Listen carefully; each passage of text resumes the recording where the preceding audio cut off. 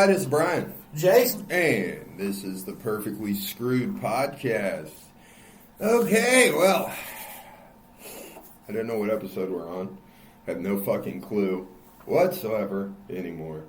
I don't even ask. It's like 150s something. I don't fucking. It's 155, 155, I haven't even. and 160. I haven't even looked at it recently. Right. So, I'm going to start out today's episode talking about Trumpy.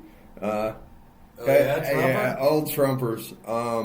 He's up to something? Well, he pissed some people off recently. Okay, well, Donald Trump? Yeah. No. Yeah. Well, you know the wildfires that's been going on in California, right? Oh, yeah. Right. So, he, during his campaign and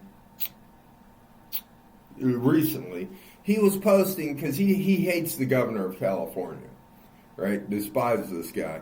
So, he kept posting that this guy, like, basically wanted to save, like, this fish population, so he was diverting water from Southern California so that it would save the fish population of this thing, which, for all reports, that's completely fake. The guy didn't really do this.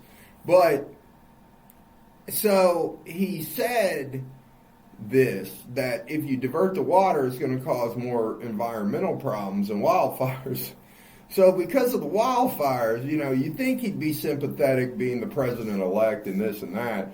No, he went on his True Social Media and posted a big picture of the Hollywood Hills with, instead of the Hollywood sign there, it said, "Trump is right," with the wildfires going on in the background.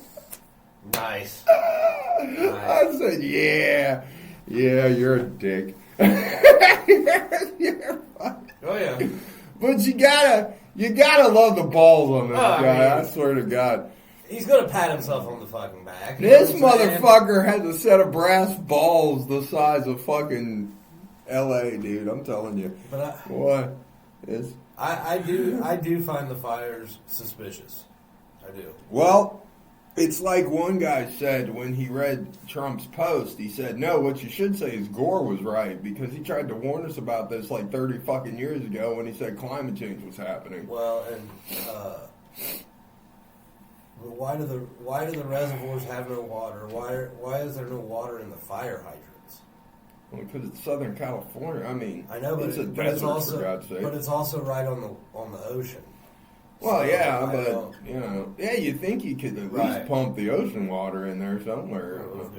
Absolutely, you can. Why couldn't you? I mean, there's a whole it is salt entire body of water. I mean, it is salt water, I'll give you, but it's not for drinking, but I don't think it would hurt the fire the department to use it. I mean, correct. I don't know. Maybe there's a reason why they can't. I don't fucking know.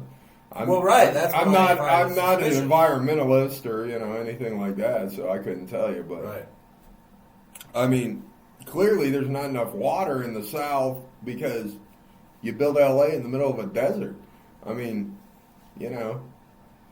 most people leave the desert. These jackasses want to build the biggest city in the United States right in the middle of it. So, I mean, wildfires are wildfires. My question is, I understand there's a lot of heat and it's a desert, there's woods and such, and things catch fire because of the heat. But, Smokey the Bear tried to tell us for years, only you can prevent those forest fires. That's true. Yeah, maybe you shouldn't have been out there in, L.A. starting your little campfire. Right. But anyways. What are we talking about, though? I digress. Today we're going to talk about a serial killer who is named Richard Francis Cottingham. Cottingham. I like his name. Cottingham. Cottingham. What are you doing, sir? Oh, Francis Cottingham. That's so Francis Cottingham. Yes. But he's also known as the Torso Killer or the Times Square Ripper. I wonder who gives all these, there's got to be reporters that just sit around and go, what can we call this guy? What can we... Times Square Ripper is pretty good. I like that, the Torso Killer. So I'm guessing Torso Killer is for a reason. it's because when he convicted. There we go. Convicted. Is that even a word? No. No, It's not it's even close. But it is a terrific word. It is a shot. If you're wanting to play the drinking game, it's just about the best word you could have. So everybody take out your shot. Oh, fuck, I say Take out your convicted. shot glass and your favorite beverage, and it's time to get convicted up in here. It's time to get convicted. Yeah. So if you're playing a drinking game, this is a good segue right into that. If I fuck up a word, God knows I just did. Yeah. I said that with my full chest too. Oh, It wasn't even like I tried to. You said it so convincingly that you I thought- almost convinced yourself that it was a word. I know it almost Is that a sounded word? like- It should be. It should be convicted. That's a great one. But if I fuck up a word or just completely say a word that isn't even in the dictionary, like what I just did, please take a shot of your favorite alcoholic beverage. The word I was trying to say was when he committed. See, what happened was I was looking at convicted. And I was trying to say committed, and I say convicted. So when he committed the murders, he mutilated a lot of the corpses. So that's why they called him the Torso Killer or the Times Square Ripper. So he was also known as the Times Square Killer, but to me that doesn't really. No, Ripper much better. Yeah, Ripper's much better. So. He got convicted of 9, and he confessed to a further 8 of them, so all of 17. But he confessed under a non-prosecution agreement to 8. Now, he got multiple life sentences in New Jersey prisons because most of his crimes were committed in New Jersey, which, again, kind of brings me to the point that, really, can he be called the Times Square Ripper? Because, I mean, most of his crimes were committed in New Jersey. You know, not really New York. Some of them were committed But in New New York. Jersey and New York's right there, right? Well, yeah, I mean, New Jersey's right next to New York. But, So, he served multiple life sentences in New Jersey prisons in 2009, decades after his first 5 murder convictions. Cottingham told a journalist that he had committed at least 80 perfect murders of women. 80? 80. Jesus. He admitted to 80 later on of women in various regions of the United States. So here's his background. We'll start with that. So he was born on November 25th, 1946 in Mott Haven neighborhood in the Bronx of New York City. He was the first of 4 children, and in 1948 his family moved to Dumont, New Jersey, and in 1956 to Rivervale, New Jersey, where he began his fascination with bondage pornography. Of course he did. Well, yeah. Of course he did. Nothing like good bondage pornography. I don't know about you, Jason. Well, you But- can only watch your basic pornography for so long before Yeah. it just doesn't Yeah. do it for you anymore, Brian. Not that I know. Yeah, I know. From Eventually, experience. you got to watch a little bondage. Yeah, because when they flash Yeah. they flash it up there in front of your face. Let's see what they're doing. Yeah, let's see what happens. You know, sometimes, it's like Ted 2 said. If you've ever watched Ted 2, sometimes you want to see the tongue go the other way, Jason. Correct. He looks at the computer. I'll never forget that scene. That's one of my favorite scenes of any movie. If you haven't seen Ted 2, guys, definitely go watch it. It's hilarious. But the teddy bear opens his computer and he goes, "Oh my God, there's so much porn." And he goes, "Why are you looking at my private shit?" He goes, "Private shit? It was right there in the open when I opened the computer." He's like, look at the organization. Rim jobs, reverse rim jobs. And Mark Wahlberg goes, "Well, sometimes you want to see the tongue go the other way."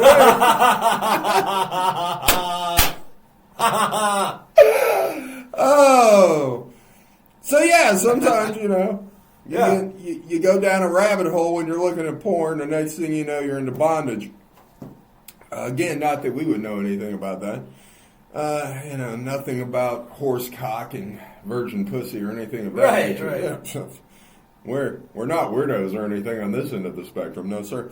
Osays, okay. Osay. There's a shot. Please take a shot. Okay. Oh, I thought you were going into the No, national anthem. No, I just fucked up. So according to Cottingham, the whole idea of bondage had aroused and fascinated him since he was very young. He had a close relationship with his mother growing up, but reportedly had difficulty making friends as a teenager. I wonder if he ever had a close relationship with his mother and then was like, you know what I'd like to say, just wants her bound up on the couch there. Mm-hmm. Yeah, he may have. Yeah. So in 1964, he graduated from Pascack Valley High School in Hillsdale, New Jersey. He was a member of the cross-country and track and field team. He worked for Metropolitan Life after he graduated, where his father was vice president, starting in the mailroom at the firm's Manhattan headquarters and eventually becoming a computer operator. In 1966, he became a computer operator for Blue Cross Blue Shield Association, where he worked until his 1980 arrest.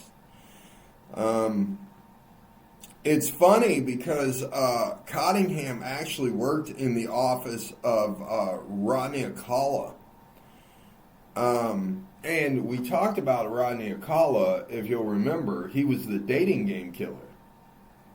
Okay. Remember, he was the one who went on the dating game show and murdered a bunch of women. Yeah. And went on there and tried to get a victim off the dating game. Right. And it's funny because Rodney Alcala was in the office of Cottingham, and they worked together, but didn't even know each other, were both serial killers, and didn't really know each other that well at all, but they worked exactly in the same office at the same place. Yeah, that's pretty wild. So he was married in 1970. He had 3 children, 2 boys and a girl. In 1978, 8 years after he was married, his wife filed for divorce on the grounds of abandonment and mental cruelty. But his wife withdrew the petition upon his arrest in 1980. But she completed the divorce in 1981. Cottingham was arrested on several lesser charges throughout his killing spree, but police were not aware of any of the murders at the time. Well, of course they weren't. No, of course not. That's tough. In words. fact, they were not even aware that there was a serial killer active in the tri-state area. Normal, people getting killed. That's just another day and day, mutilated. Yeah. I'm busy. I got paperwork to do. So in 1969, he was convicted of drunk driving in New York and was fined $50. Damn, that's cheap back in.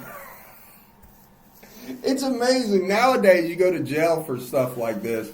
Back in 69, you were caught driving drunk. Here's $50. Just pay the fine, go back to drinking and driving, motherfucker, running over innocent pedestrians. It's perfectly fine. Yeah, don't worry about it.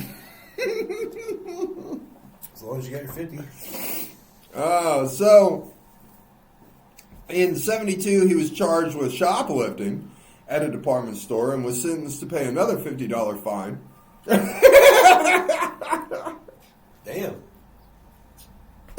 Jesus Christ. In 73, he was arrested for robbery, oral sodomy, and sexual abuse on a prostitute and her pimp. Wonder which one he orally sodomized. But neither the pimp nor the prostitute showed up for the court hearing, and the case was dismissed. Can't expect a pimp and a prostitute to take time out of their busy schedule to come to court. I mean, You can see where they kind of might be a little weary of the courtroom. yeah, maybe. Just a little bit. Yeah. Yeah, they're committing crimes. Yes, sir. He was Case. supposed to pay me, I haven't- and he didn't pay me. He slapped me around and then gave me my pimp head. Yeah. And the pimp was telling him the whole time, "Quit it, bitch! Quit it!" So in 74, Cottingham was arrested in New York for robbery and unlawful imprisonment on the complaint of another prostitute. Once again, the prostitute did not appear and the case was dismissed. So yeah, Cottingham has found a loophole. Yeah, if I imprison prostitutes and kidnap them Well, anything I get in trouble for having to and do with rob her, prostitutes ain't gonna yeah. matter because this bitch ain't So showing up. this one, he kidnapped, had sex with, robbed, took all her money, and she's not going to show up to court anyway. It's fine. So in 1980, he got his final arrest. He was picked up. He picked up an 18-year-old prostitute, Leslie Ann Odell, and they checked into a Quality Inn, which of course he did, because he couldn't afford a high-class hotel. He had to use the old Quality Inn. He offered to give Odell a massage, and she rolled onto her stomach. He straddled her back, he drew a knife and put it to her throat as he snapped a pair of handcuffs on her wrist. He began torturing her, nearly biting off one of her nipples. Oh. She later testified that he said, "You have to take it, whore." Like the other girls did. "You have to take it. You're a dirty whore and you're going to be punished."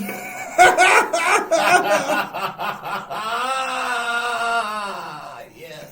So at one point, Odell reached under the bed for the fake gun that Cottingham had threatened her with, thinking it was real, and attempted to shoot him with it.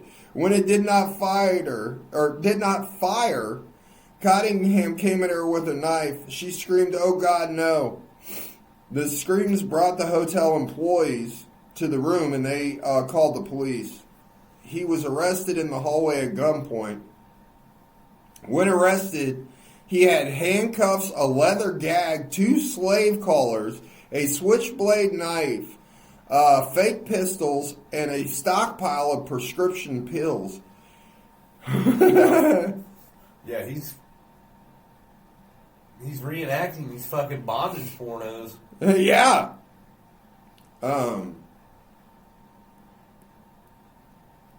Okay. So, here's his murders. Cottingham claims to have started killing as an adolescent and has claimed to have killed as many as 100 women. Cottingham often sought sex workers in their late teens to mid-20s and is believed to have killed people in Florida, Connecticut, New York, Pennsylvania, New Jersey, and Baltimore. He would approach his victims in bars, drug them, take them to remote locations. He would bind, gag, and torture and stab them before killing them by strangulation or asphyxiation. He would take trophies like jewelry and other personal items belonging to his victims.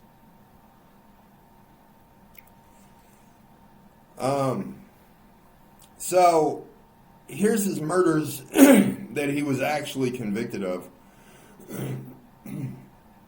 So at approximately 7 a.m. on the morning of December 16, 1977, the body of X-ray technologist Mary Ann Carr, 26, was found between a parked van and a chain-link fence in Little Ferry, New Jersey. She was still wearing her white nurse's uniform, but her shoes were missing. Carr was last seen on December 15th in the parking lot of the Ledgewood Terrace Apartments, where Cottingham and his wife had previously resided. Cottingham kidnapped her from the apartment complex and took her to a Quality Inn in Hasbrook Heights, New Jersey. He loves his Quality Inns, doesn't he? Yeah, he does. He likes them. Once he was inside, Cottingham beat, bit, slashed, and raped her. She had been restrained and then strangled with a ligature. Afterwards, Cottingham dumped her in the parking lot of the Quality Inn not far from the apartment. Carr had been handcuffed on her wrists, ankles, as well as there was remnants of adhesive tape on her mouth. He was convicted of her murder in October 12, 1982. So on May 5th, 1980, the body of Valerie Ann Street, 19, a sex worker, was found by a motel worker at the same Quality Inn where Cottingham had dumped Carr's body. Well, at least he's consistent. Not only is he using Quality Inns, but he's using the same one. Yeah. That's what Quality Inn said about Cottingham after he was arrested. You know what?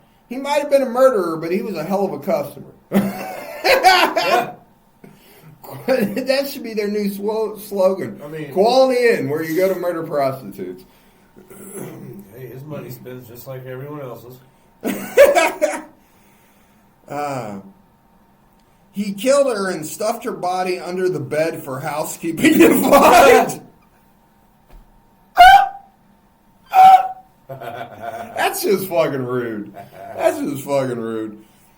Housekeeping found her under the bed. She had been handcuffed and 2 ligature marks were on her throat. They also determined that she had been gagged with white adhesive tape. She had bite marks on her breast, in addition to being bitten all over her body and her head. She had numerous minor knife incisions on her breast. One fingerprint belonging to Cottingham was recovered from the ratchet mechanism of the handcuffs left behind. He was convicted of her murder on June 12, 1981. This dude loves biting breasts. Yeah, he does. Nipples. Yeah, he does. In a 1984 trial in New York, Cottingham was also convicted in the deaths of 3 additional women, which occurred in New York between 79 and 80. In New York, he used the Travel Lodge Motor Inn, and he made a call actually to a fire department in 1979 on December 2nd at around 9 a.m. The call was made as a result of the personnel discovering significant smoke inside the room. A do not disturb sign had been hanging on the door latch of the room, which had been rented by an alias Carl Wilson since November of 29th of 1979. So he'd been renting it for a couple weeks. So 2 naked females' bodies were discovered by the firefighters on 2 different beds. Prior to their deaths, the women had been brutalized, and the murderer had burned their bodies. Both women's hands had been severed, and the killer had also beheaded them. The missing body parts were never found. A later autopsy revealed that the women had both been tortured and sexually assaulted while they were still alive for several days. They were both prostitutes, and one of them was never identified. She was just referred to as Manhattan Jane Doe, and she was between the age of 16 and 22. In a 2009 interview, Cottingham admitted to the murders and claimed that he had severed the heads and hands of the victims to prevent identification. Mary Ann Jean Reiner was discovered on May 15, 1980 in the Seville Hotel in New York City. Investigators discovered that Reiner's attacker had cut her throat and removed both of her breasts before she was actually murdered. So she was still alive, and he cut off both of her tits. He had left the breasts on the headboard of the bed right above her head as, like, trophies in a position right above her. Are you fucking kidding me? I swear to God, he nailed them to the bed. Reiner's body had also been set on fire as an attempt to get rid of evidence. After the initial convictions, Cottingham pled his innocence for decades, insisting he had been framed until he admitted to actually doing the crimes in 2009. They were reviewing cold cases between 1960s and the 70s and up until the 80s. when Cottingham admitted to all the murders he had committed. In 2003, Cottingham admitted to even more murders, and in 2010, Cottingham pled guilty to a 1967 murder in exchange for immunity to prostitution. Or prosecution. I fucked up again. God damn, that's another shot. Fuck, that's 3 in one episode, Jason. I'm fucking up left and right. So, in 2014, Cottingham confessed to murdering 3 teenage girls in 1967. In 2014, in the 3 cold case murders, with agreement from the victims' families, they agreed not to prosecute him if he confessed. So he talked about other cases in 2019. In 2021, Cottingham confessed to an unsolved 1974 double homicide in Montevallo, New Jersey, which was a very notorious cold case. Marianne Della Sala, 17, disappeared at the end of her shift in 1967 from a ShopRite in Hackensack, New Jersey. Her body was found 3 months later on April 20th. She'd been strangled, and police concluded that she was killed elsewhere and then thrown in the river. There was no signs of sexual assault on this one, though. And he also admitted to Nancy Bubby Vogel, 29, a married mother of 2, and she was found dead in her automobile, bound and naked, in Ridge Park, New Jersey, in 1967. He took her to a field in Montevallo where he sexually assaulted and strangled her there. He also admitted to a 1968 murder of Jacqueline Harp, who was 13 years old at the time. She'd been beaten about the face and been strangled with a leather strap from her flag sling because she was in the band. He raped her. Her clothes had been removed.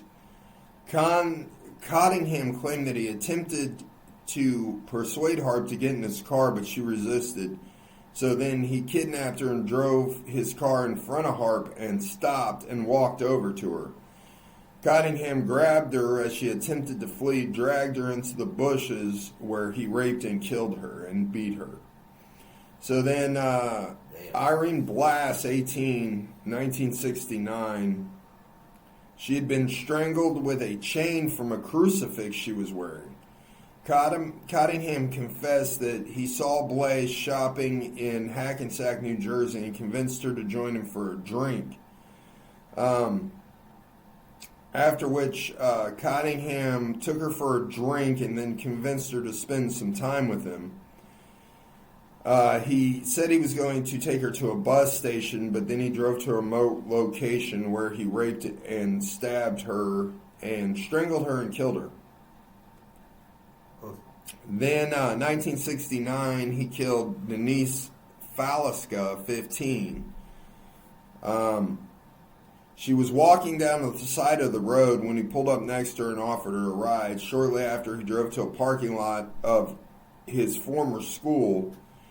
He forced her to perform oral sex on him. He said he was dissatisfied with the sexual experience because she didn't know what she was doing. He said, the bitch tried to give me head, but she couldn't suck a dick worth shit. So I had to strangle her. We've all been there. Guess so, I mean. Wow. Oh, Jesus.